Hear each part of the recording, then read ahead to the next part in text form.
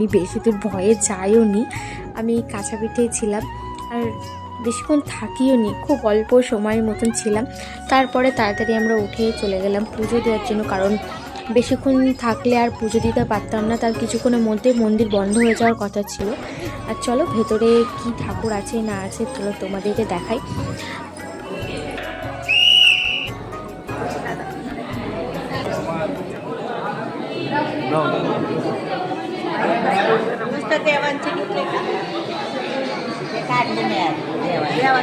মন্দির ফাঁকা থাকার কারণে আর বন্ধ হয়ে যাবে বলে আমরা খুব তাড়াতাড়ি পুজোটা দিয়ে ফেলেছি। তো চলো এবার বেরোনো যাক।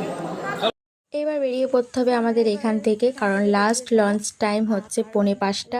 এরপরে বেরোলে আমরা কোনো রকম বাড়ি ফেরার কোনো কিছুই পাবো না, তো বেরিয়ে পড়তে হবে।